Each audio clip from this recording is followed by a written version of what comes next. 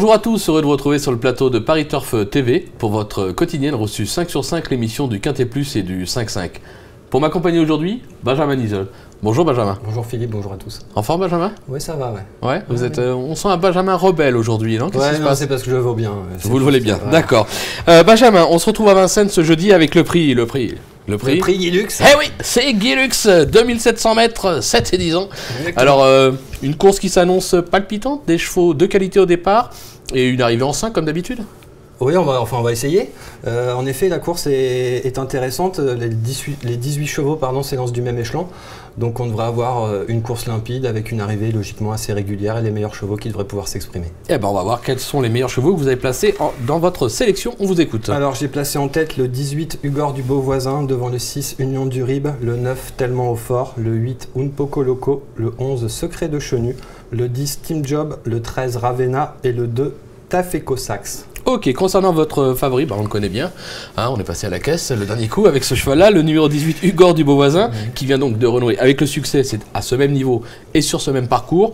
C'était dans le prix de Granville, on en attend une logique confirmation? Oui, donc ça c'était le 17 janvier, le cheval avait 2 courses de rentrée pour se remettre dans le bain, dont le prix de Granville était déféré des postérieurs.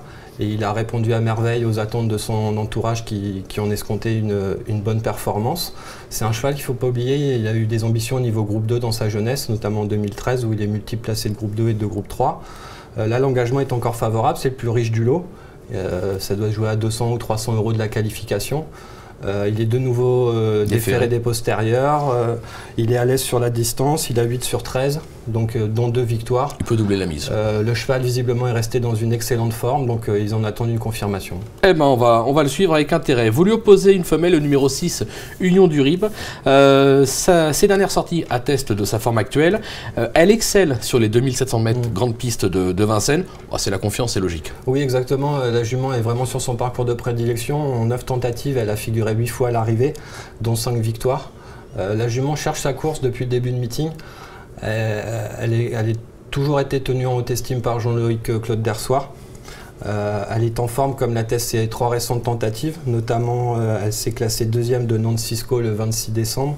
Elle est 6e du prix Arcilly le 4 janvier, mais il y avait un drôle de lot, il y avait Moving On, Valco Genila. Ouais, c'était pas pareil. Donc voilà, et récemment elle est 3e du prix Len Johnson, le jour du prix d'Amérique, qui est toujours une course très prisée. Donc elle a prouvé qu'elle avait son mot à dire dans ce genre de catégorie. Et là, sur les 2700 mètres, logiquement, on devrait en attendre un bon résultat et on espère pour Jean-Loïc Claude Dersoir qu'elle va pouvoir enfin renouer avec le succès. C'est clair. En 3e position, une fois de plus, on va parler de la forme Bijon, le numéro 9, Tellement au Fort. Alors elle aussi, on pourrait presque dire qu'elle cherche sa course, elle reste sur 2 accessites. Au papier, déféré des 4, difficile de l'écarter. Ah oui, on ne peut pas l'écarter, la jument fait toutes ses courses. Elle évolue en plein dans sa catégorie, la dernière fois 4e ou 3e 3e.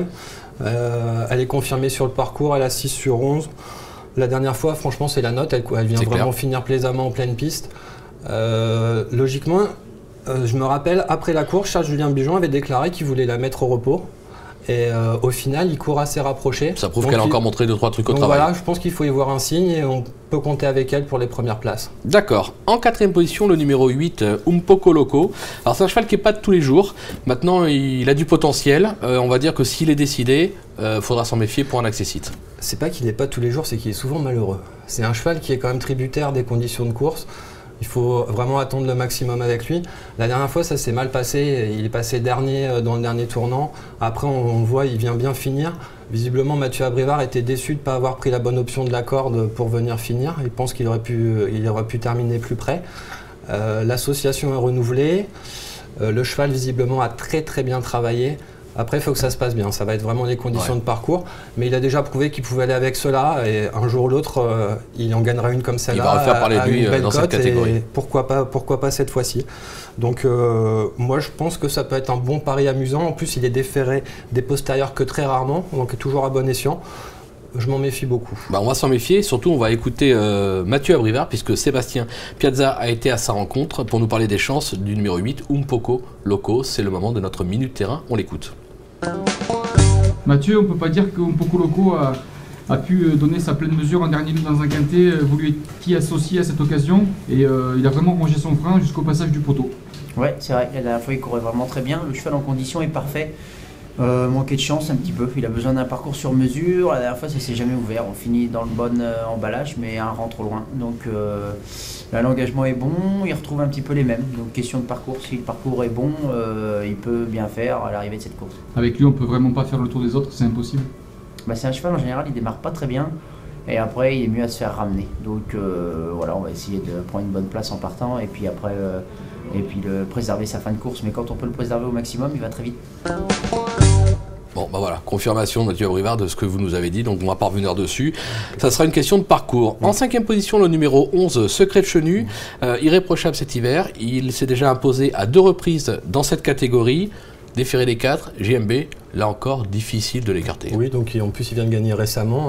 Cette fois-là, il était associé à Alexandre Abrivard, qui l'a mené de main de maître. Là, comme vous venez de le dire, c'est Jean-Michel qui reprend les commandes. Je pense qu'il faut y voir un signe. Visiblement, le cheval a bien travaillé également. Il pense qu'il est meilleur en allant devant. Alors, à mon avis, il va essayer de prendre la course à son compte et d'essayer d'aller le plus loin possible. Je pense que le lot est un peu plus relevé que la dernière fois. Donc, c'est pour ça que je l'ai placé qu'en 5e position. Mais c'est un candidat sérieux pour les places, en plus avec Jean-Michel dans la charrette.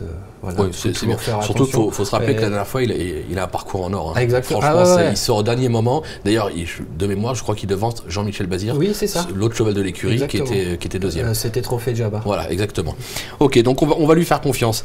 Merci Benjamin pour toutes ces informations. On se retrouve demain sur ce même plateau pour un Quintet Plus. Ça sera à Cannes-sur-Mer avec Mathieu Le Balleur. Bonjour à tous, au revoir. Bonjour, au revoir.